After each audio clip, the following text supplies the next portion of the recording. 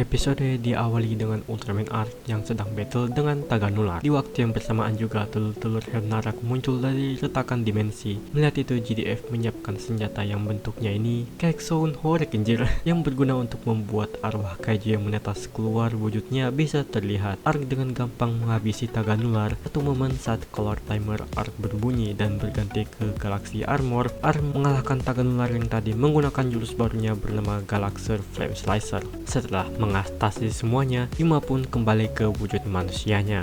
Terlihat dia sangat lelah akibat insiden ini terus berlanjut dari 10 hari ke belakang. Yuma pun kembali ke Skip. Tentunya orang-orang di sana padanya nanyain kenapa lama-lama di toilet, padahal cuma alasan doang biar bisa berubah jadi Ultraman tanpa sepengetahuan mereka. Disusul oleh Shu Ishido juga yang sudah kembali ke Skip. So Yuma pun keluar dan melihat retakan dimensi sambil bertanya-tanya apakah benar ada Ultraman selain dia di balik dimensi tersebut. Shu pun tiba-tiba datang menemuinya dan memberitahu ke Yuma kalau rencana GDF selanjutnya adalah bekerja sama dengan Ultraman Arc. Shu memperlihatkan Battle Ultraman Arc Galaxy Armor melalui flash disknya. Tujuan Shu bekerja sama dengan Arc adalah agar bisa menggunakan energi Onyxium dari Galaxy Armor Arc untuk menutup lubang dimensi melalui senjata pancaran GDF. Tapi yang menjadi problem, bagaimana cara Skip bisa mengajak Ultraman Arc, dan Yuma juga yang mendengar itu bakal kayak gimana ya. Jadi cara Skip memikirkan cara memberitahu Ultraman Arc itu rada kocak semua. Yuppie memakai bahasa alien random dan Hiroshiban memakai body language. Tapi tiba Yuma memberitahu kalau sebenarnya Arc paham karena dia bisa nguping pembicaraan mereka pas lawan Noiseller. Jadi mereka memikirkan rencana lain, yaitu membuat Ultraman Arc muncul dengan meniru suara kaiju.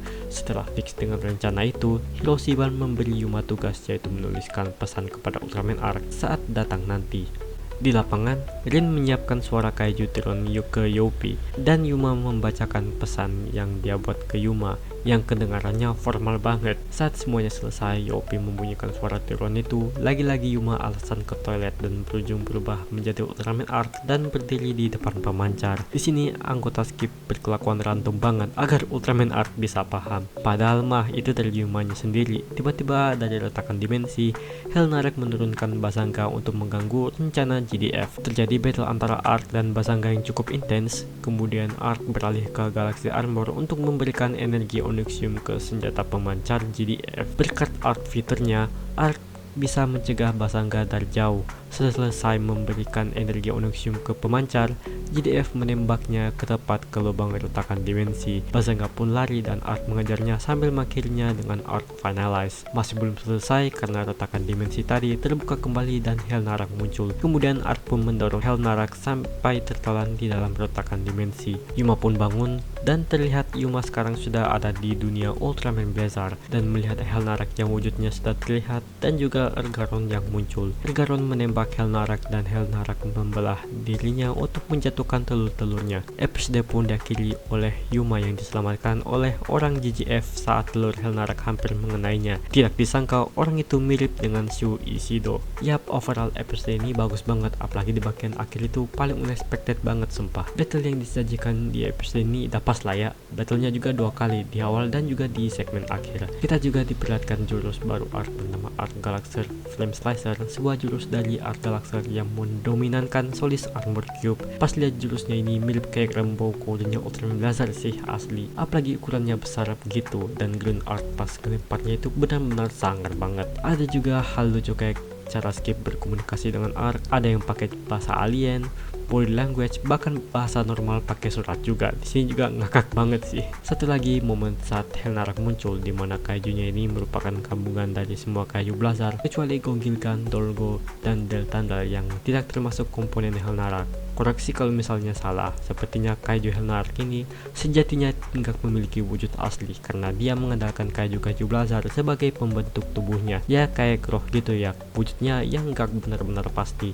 Suara Helnarak juga pertama kali dengar malah kayak suara sapi. Tapi ini emang benar-benar serem banget sih. Dan punya teknik yang bisa membelah dirinya untuk menjatuhkan telur-telur yang menjadi komponen kaijunya. Terakhir mengenai Yuma yang terdapat di dunia Blazar. Jadi di dunia Blazar juga ada kota Hashimoto juga. Dan dia bertemu dengan Shu Ishido versi Ultraman Blazar. Bisa jadi ini adalah orang yang penampilannya mirip dengan Shu Ishido tapi namanya mungkin berbeda. Ini teori aja sih, karena di preview episode 19 juga namanya cuma Ishido aja. Kalau kalian ingat di Ultraman Blazar episode 13 pernah nyinggung peraih Nobel Fisika bernama Ishido Yasunosuke. Bisa jadi Ishido di dunia Ultraman Blazar juga merupakan keluarga dari Ishido Yasunosuke. Yang jadi pertanyaan juga adanya monohorn di dunia Ultraman Blazar. Ini ada yang bilang penyebabnya oleh Helnarak sendiri yang menyatukan dua dunia jadi satu wujudnya terlihat. So lebih jelasnya kita tunggu di next episode nanti. Untuk rating gue di episode ini 8/10. As always ini bagus banget. So ya, segitu aja untuk video kali ini. Kalau misalnya gue ada yang salah atau kurang, boleh banget tambahin atau koreksi di kolom komentar. Terima kasih yang sudah pada mampir. Gue Ultrasotix. Dah.